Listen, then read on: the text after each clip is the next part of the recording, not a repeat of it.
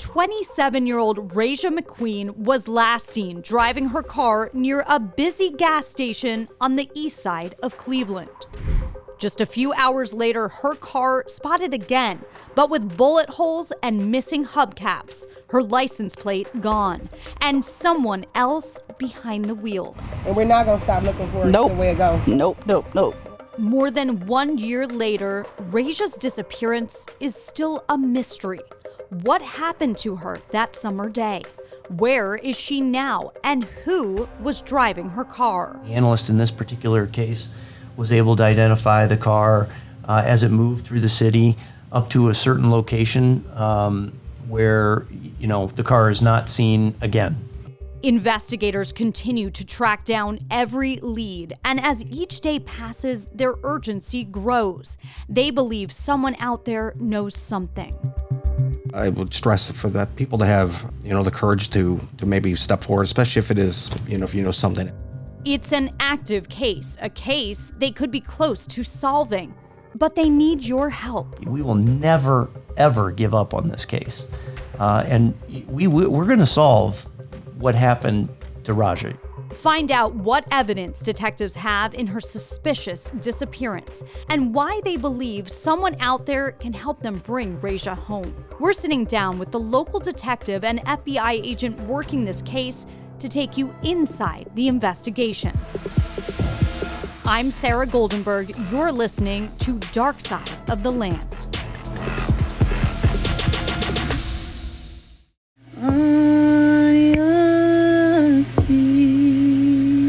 Music, devotion to God and her children.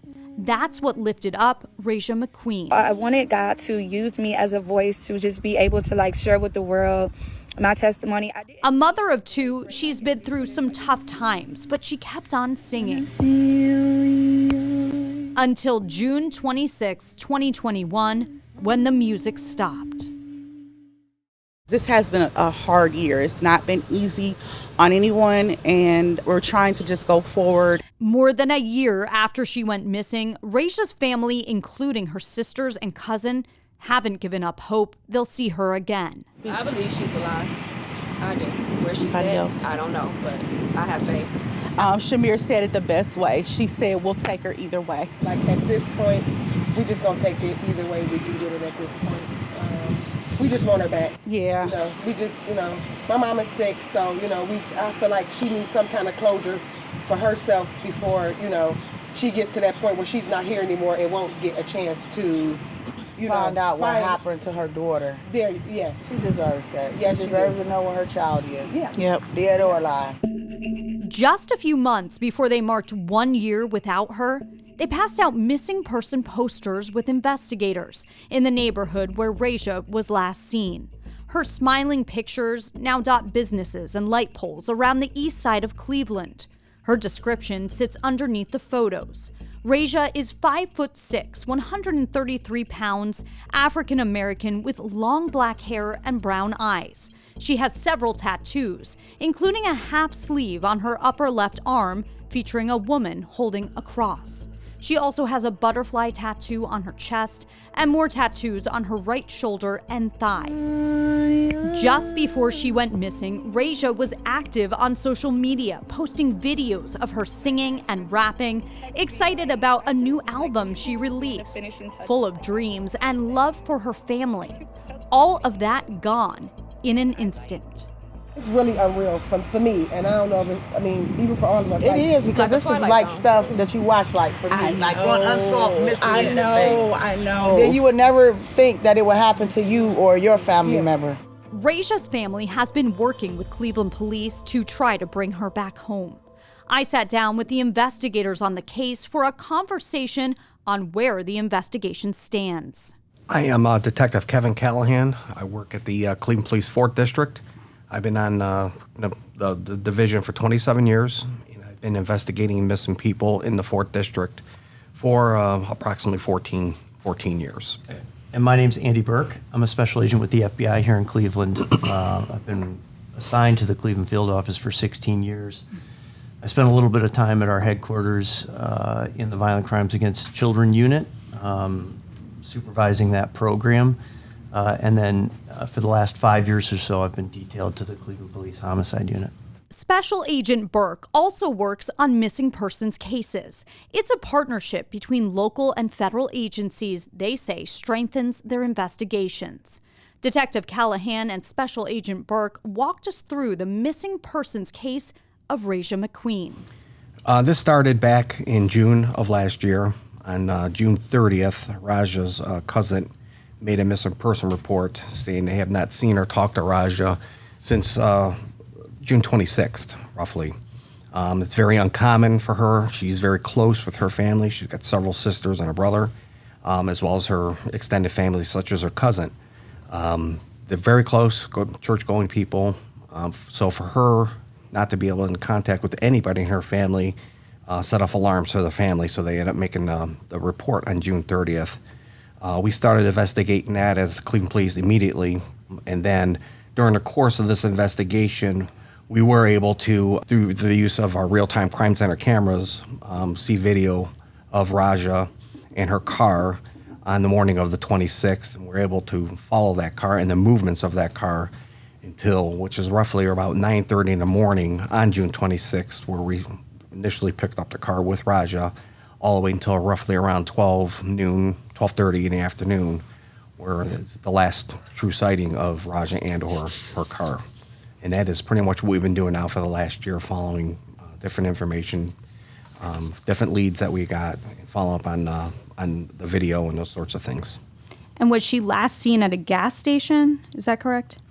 She is, yes, that's correct. Up on 131st and Harvard, there is video that we have up there where Rajah was there on that morning of the 26th in her car, and that is the real last video. We have her getting out of the car, going into the store, and then coming back and then leaving. Mm-hmm. And that's in the 4th District. Correct. Can you describe to me what that area, what that neighborhood is like? That area is very residential, but it is also a lot of corner stores, gas stations. There's churches. It's a high density area for people, foot traffic, vehicle traffic. So it's a pretty active area of the 4th District. So we said the cameras, across the city were able to pick up movement of the car after she was seen. Can you talk about what those cameras caught? Yeah. So, I mean, this is kind of the jumping off point for many investigations these days, right? Looking at all the video that we can possibly collect and then trying to piece it together into a coherent timeline. When is the last time we saw somebody, or people that they were with, or condition of the vehicle that they were in. And in this particular case, those things are super important. And actually, those are the things that we really want to talk about the most, because we think that your audience might have some information that could help us take the next step. So right around 7:20 in the morning, we actually see Rajah, or depending on who you talk to, friends, family, it's Rajah or Rajah. About 7:20 in the morning, we see her at this gas station, and we can see her getting into her car. It's a 2018 silver Nissan Sentra. Her vehicle, it's registered to her, it had license plates, everything was valid. And at about 11:30 that afternoon, or that morning, just a little bit later, we see the same vehicle in the same cameras, without her driving, somebody else driving the car, and the vehicle has several suspicious changes to it. Most notably, it's got at least one bullet hole in the rear passenger door. It also has a missing window. It could have been rolled down, but we believe that the window was broken. And then additionally, there are changes that somebody would have had to make to the car. So a hubcap removed, license plate removed, all things that would kind of, at least a red flag that somebody was trying to obscure the identity of the vehicle. And then we have a very robust camera system in Cleveland. And we have some excellent analysts at the Real-Time Crime Center with the Cleveland Police who are able to kind of follow a vehicle through the city using these cameras. And the analyst in this particular case was able to identify the car as it moved through the city up to a certain location where, the car is not seen again. We can track it up till about noon, and then never again on any camera in Cleveland is this car caught. This is not a beater car, right? This is a 2018 Nissan Sentra that, by all accounts, with the exception of the damage that I just described, looked new. And the car vanishes, and at that time, Rajah's never seen again either. So there's no question in our minds that people have information about this. We've canvassed the areas extensively.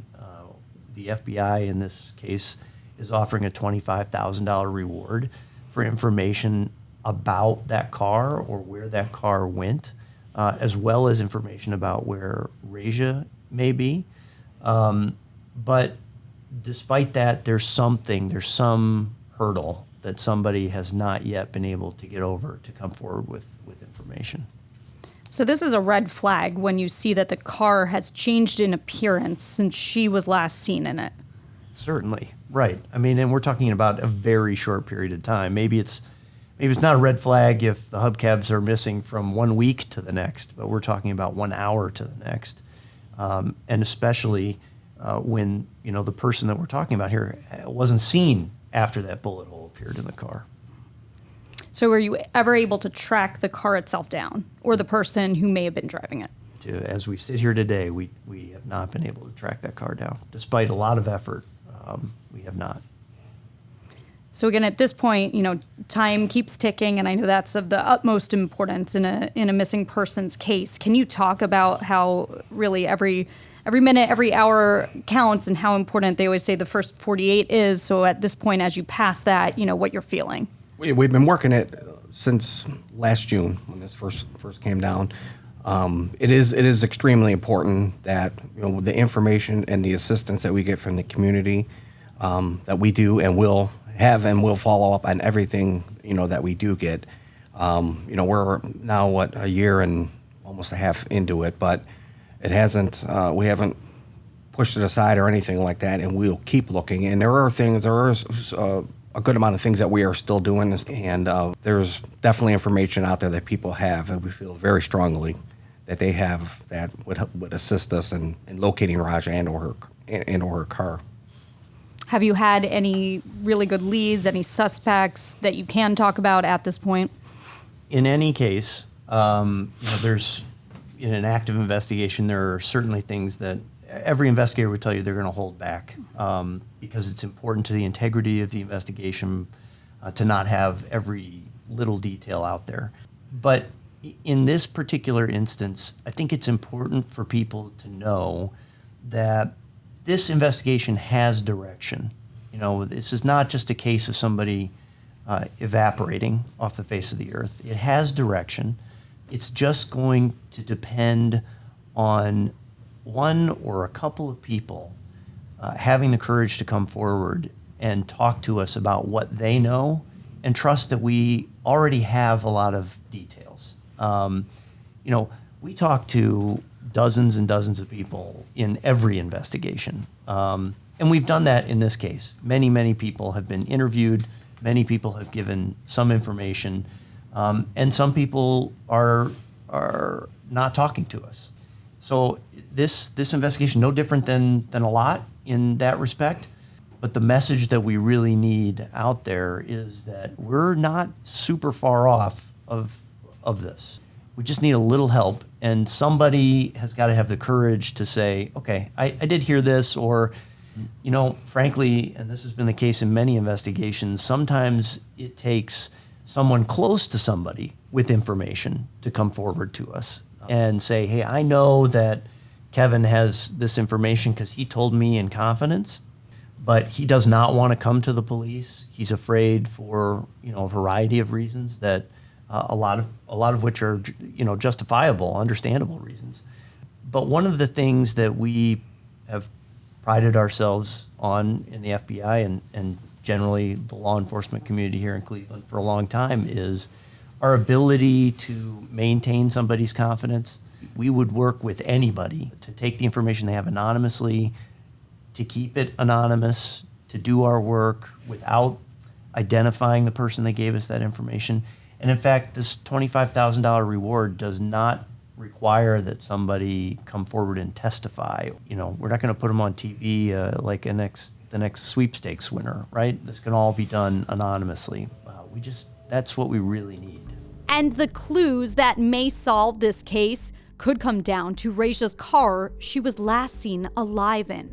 We're looking for a 2018 silver Nissan Sentra. Here's Special Agent Andy Burke. Again, we're not giving away secrets to the investigation by talking about this. Anybody who's listening to this is wondering what could possibly have happened to the car, and certainly there's a concern or a possibility that the car was scrapped, that it was, cut into pieces and destroyed. It's not a super easy thing to do, to get rid of a brand new car in that manner when you're not the owner of the car. But it is certainly possible, and we've seen it in other investigations where a car is, dismantled and scrapped out. And believe me, we've followed many of those potential leads, and we've tried to do our best to identify whether or not that happened. What I think we could use people's eyes on are, if they remember sometime around June, July, August, September, sometime after this happened, either participating in some way, transporting the vehicle or cutting it into pieces or transporting it, out of state, or even being a part of destroying it. It is feasible and believable, in my opinion, Detective Callahan and I have talked about this frequently, that, somebody may not know what they're doing when they're at that stage of the game, right? This car could have changed hands multiple times, and somebody is involved in dismantling it or getting rid of it, and they noticed something that we've talked about already. Maybe they saw a bullet hole, or maybe they identified the fact, this is a pretty new car.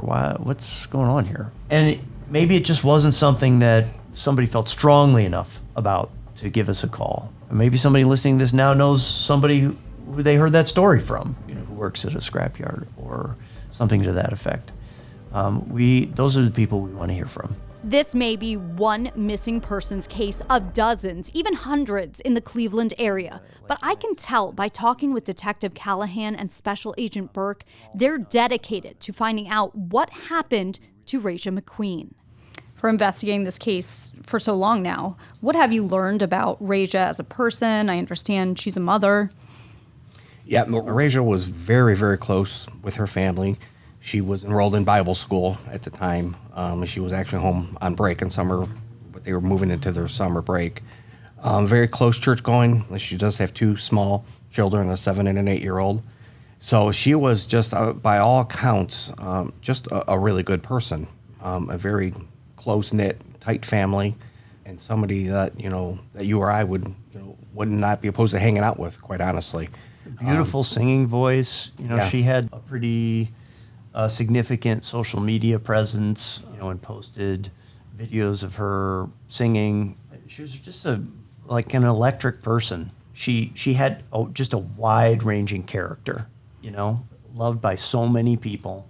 Was just such a force that there's no question that a lot of people in her community in multiple circles miss her very much. And every missing persons case is of the utmost importance. But, when you have two young kids missing their mom, can you talk about how hard that is, how maybe that hits home for you guys? Well, that's hard on the whole family, but especially when you're talking about younger children. They want to know where mom's at, if mom's okay, is mom coming back, all those sort of things. That's very difficult, and then you get into, the missing person and then her siblings or her parents if they're still with us. A missing person cases affect a lot of people, not just the person who's reporting them missing. It's the work people, her friends, her family, the church people that that she associates with. So it's not just a one or two person impact. It's a big impact. Most of them are, and especially when one lasts as long as this one is, and the different circumstances involved, it makes it a little harder because they just don't know. Sadly, missing persons cases are common, but what's different about this one is how long Rajah's been missing and the suspicious circumstances of her disappearance. There are a lot of missing persons cases out there. At what point does one of these cases rise to the level that the FBI gets involved? Because I would imagine you're not involved in every case that comes through in Cleveland. Right, and I work with Detective Callahan frequently on a lot of different cases. Detective Callahan would tell you he has an enormous volume of missing person cases, and we're fortunate that we have dedicated, excellent detectives like Detective Callahan out there working these cases every day, because the overwhelming majority of reported missing people are located and returned to their families. They receive services, whatever it is they needed. There is just a small percentage that fall into a very high-risk category. And by and large, the Cleveland police have done an excellent job working these cases. They've made a lot of changes to their protocols and their process over the last 10 years, and they have exceptional people working these cases.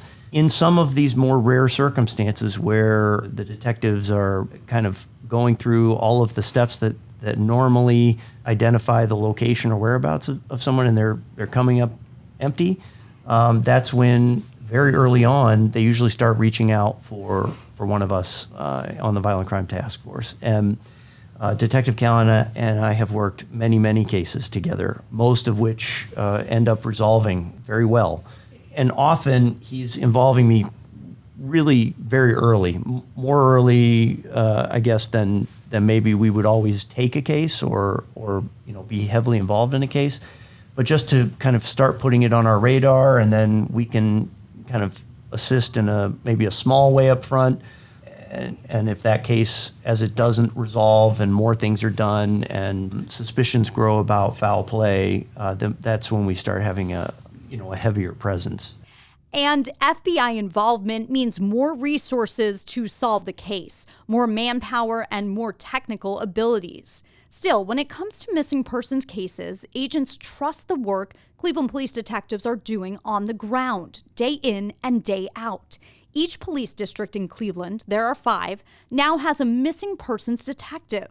A lot has changed in the nearly 10 years since the now infamous case of the 3 missing abducted women found alive years later. Cleveland police called to a home on Seymour Avenue and West 25th Street, the home where Amanda Berry, Gina De Jesus, and Michelle Knight found alive after they'd been missing for nearly 10 years.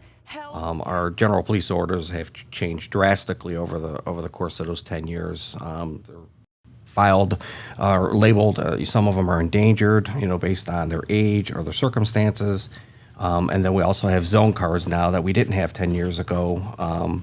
Will help following up on leads and contacting people in regards to locating missing people that we didn't necessarily have 10 years ago.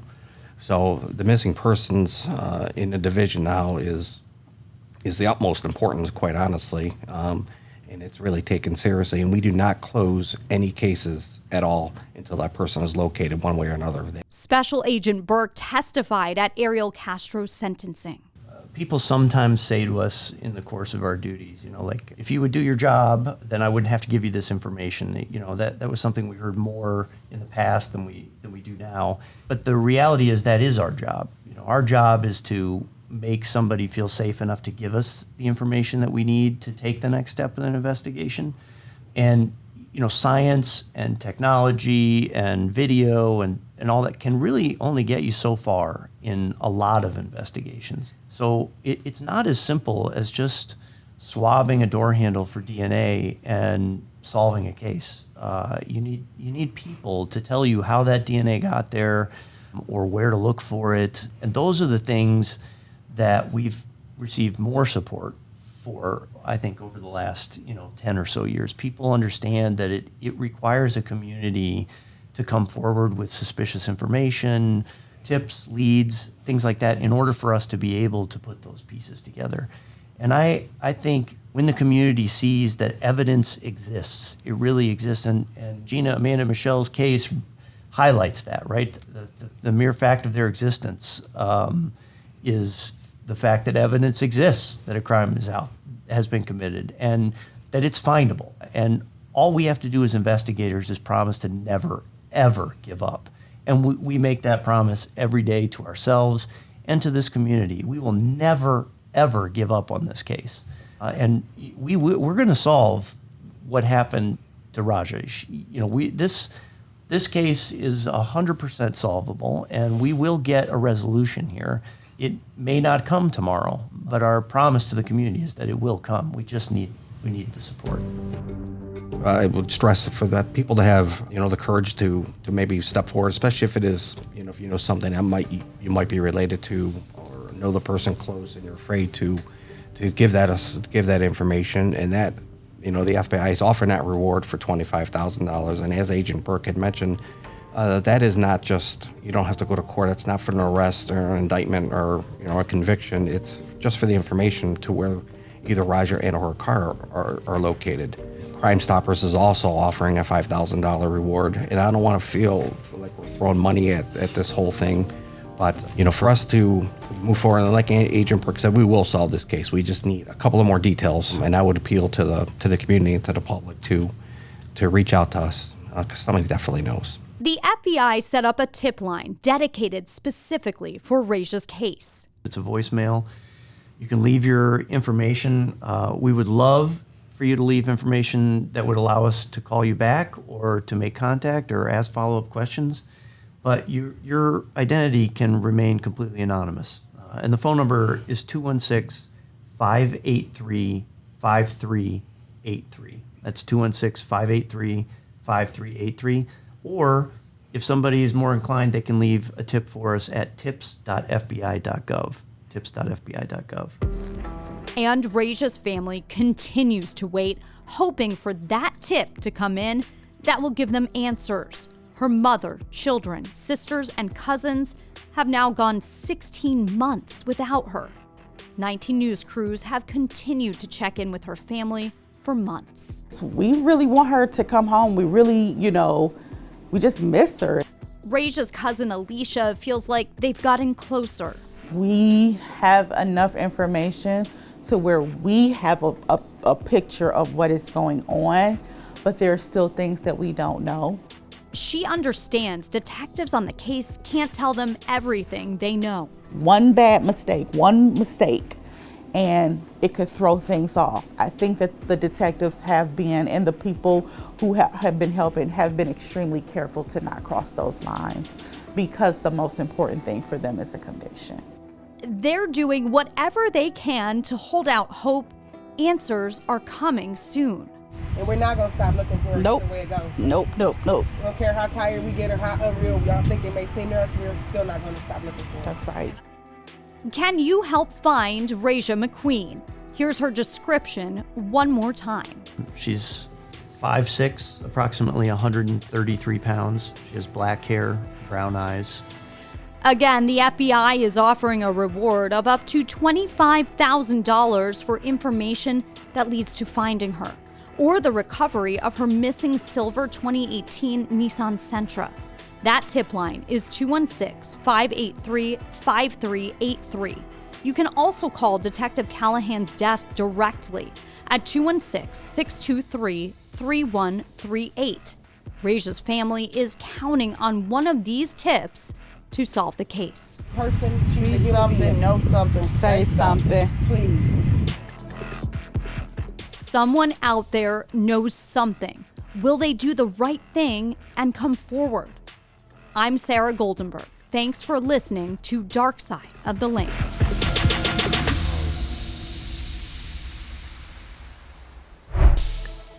Subscribe now for future episodes and find more Dark Side of the Land and photo galleries related to these cases at cleveland19.com.